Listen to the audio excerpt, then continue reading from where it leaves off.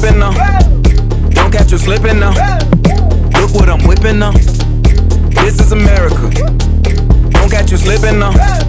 What's going on, guys? It's your boy Elisha here, and welcome back to Goal. This is the show where, of course, we discuss everything in the world of football from the past week. And by we, I mean myself and you, the people of the world of football. We got a lot of things to talk about. I'm feeling much better from the last episode because I was sick, like really sick. But I feel good today. There's a lot of football to talk about. Let's get right into the business. First order of business, actually, Liverpool are up. They lost their top spot in the Premier League, drew West Ham 1-1 in the beginning of the week. Now at this point, they have one game at hand, yes, but Manchester City won their game, and then City destroyed Chelsea this weekend in the Premier League 6-0, 4-0 by halftime. Chelsea. Hold on, let's talk for a second. Let's really talk. You know what? I should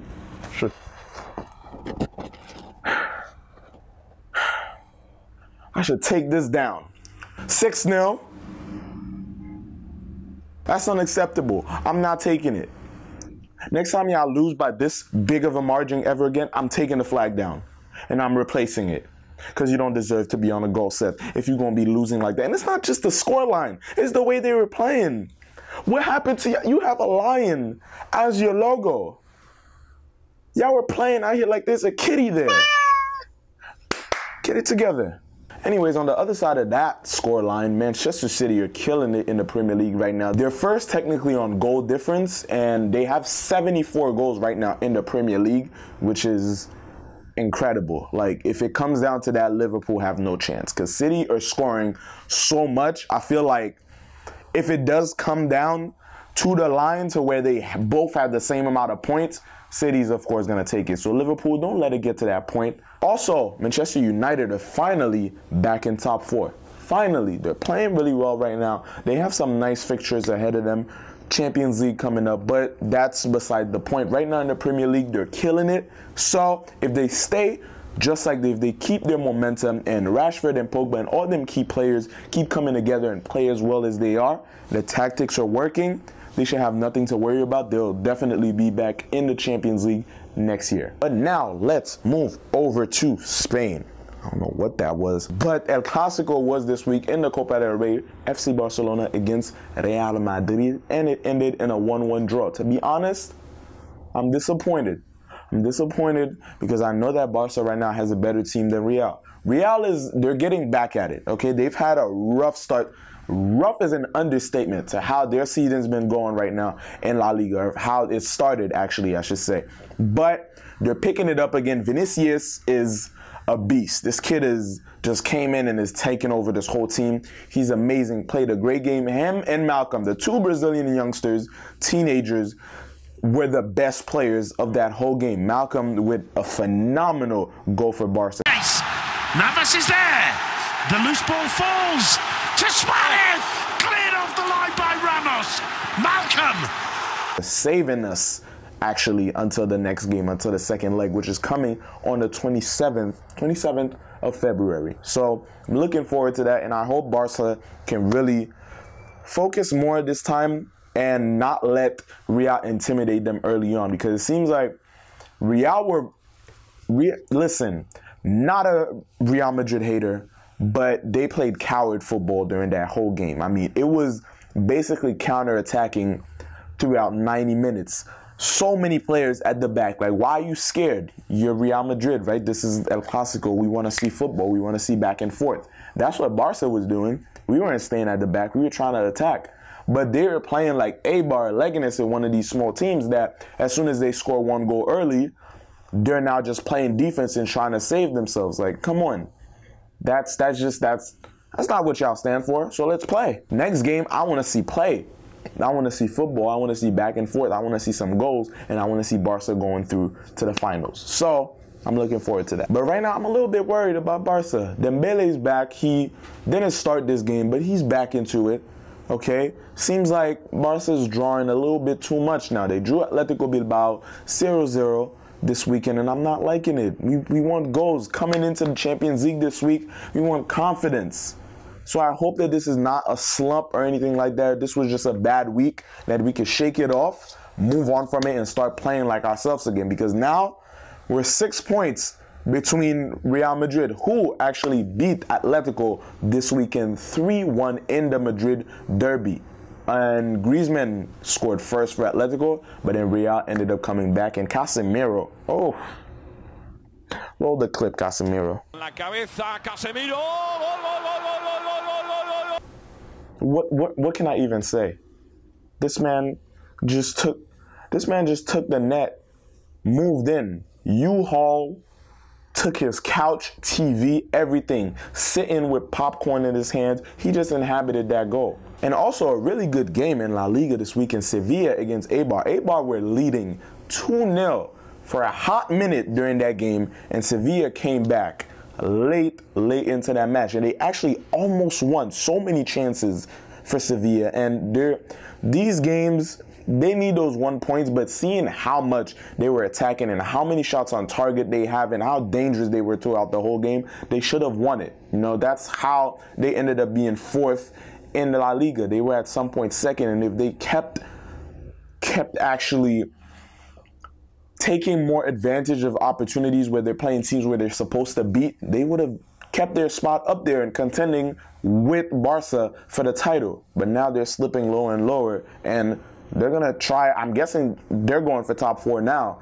The league is pretty much out of their reach. The way that Real is picking back their pace and Barca being on top of there. So anyways, now let's move on to Ligue 1. And the only thing I really wanted to say about Ligue 1, of course, Neymar is still injured, but also Monaco are back. They're now 18th in Ligue 1. They're 18th. They were 19th before. They're 18th. That's progress, okay? I'm trying to be optimistic here.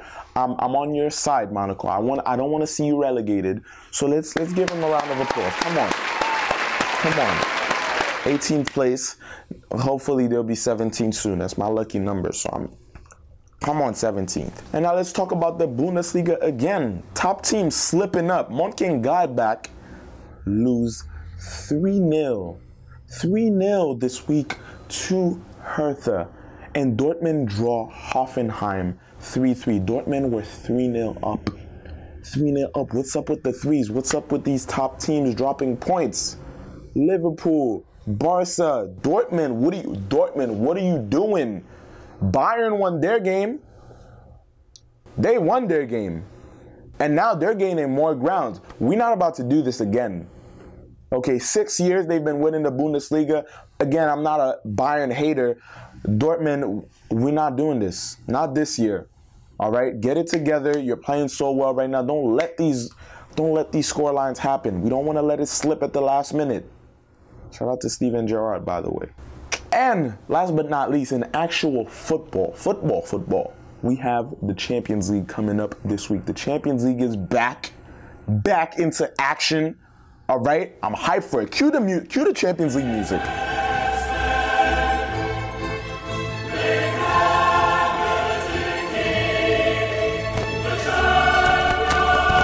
Come on.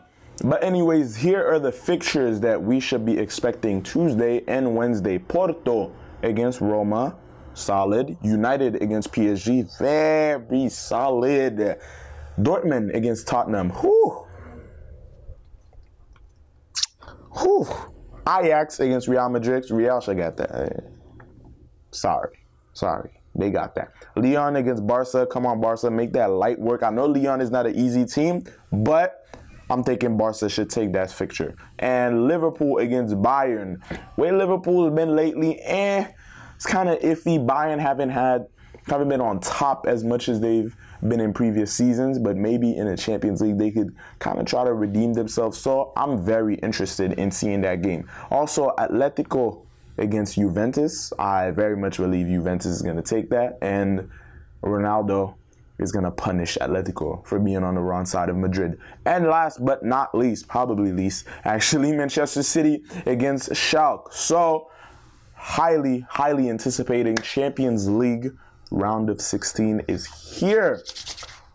We here. We're getting closer to the big boy games now. So, very excited for that. You guys also should be on the lookout for the Champions League game. And also, it was announced this week that the final of the Women's FA Cup will be between Manchester City and Arsenal. So, congratulations to both teams for making it this far. And I'm excited to see in that matchup. I'm going to try to find it somehow. If it's not televised, I hope it is. It should be televised. So, put it on there. NBC, whoever, ESPN, get it on there so I can watch it. And now, something that we shouldn't be talking about right now, that honestly, things go unplanned.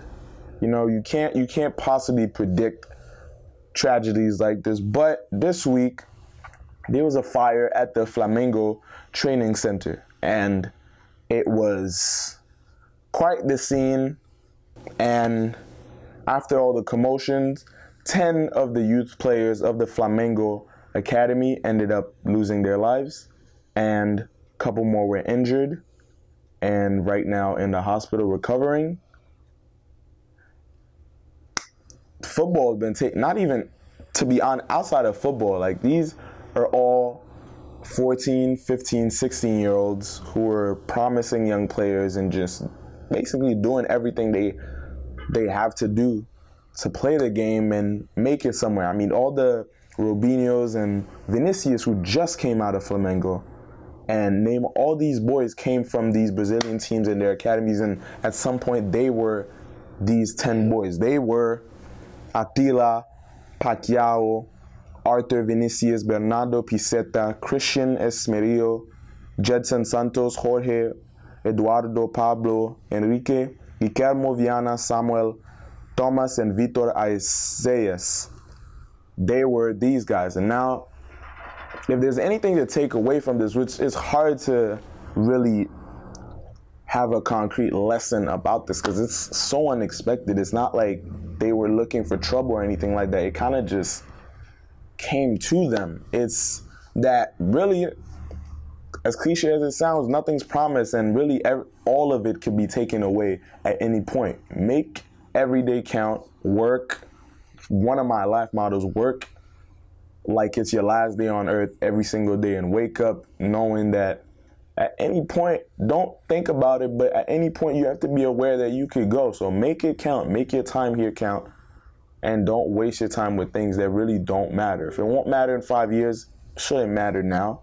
So make the most of your life, guys. And also, to make matters worse, police who continued their search for Emiliano Sala this week recovered the body of the late player. And now Nantes, which was his former team in the Ligue 1, announced that they will be retiring the number 9 shirt in his honor. And a lot of teams and players all over the world, basically the whole football community, has been just pouring out their support for the player. And it's nice to see that in this time, even from people that he probably has never met or don't know personally or taken, because he's part of this whole football world family, the amount of support that everyone is directing towards him. So rest in peace, Emiliano Sala, and hopefully we don't hear any more of these type of tragedies for the rest of 2019, because it's been enough for now.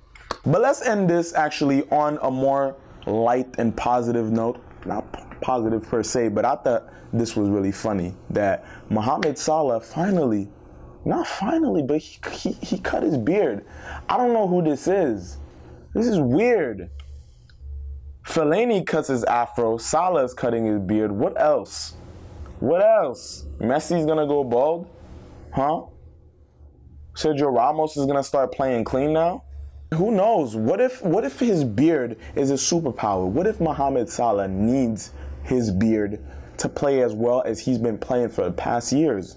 And now, there you go. Liverpool's chances of winning the league just out the window. Don't just grow it back, please. It's freaking me out. But anyways, guys, that's going to be pretty much it for this week in football. Make sure you watch the Champions League this week. I know it's going to be a great, great week of football, and you don't want to miss it. But if you enjoyed this video, make sure you drop a like for your boy. Also, make sure you subscribe to the channel. Hit that bell. It's free, so you don't miss any of the videos. Again, it's free. It takes a second. And also, check out the music and the social media in the description. And I'll see you guys next time on Goal. Peace. This is America. Don't catch you slipping now. Don't catch you slipping now. Look what I'm whipping up.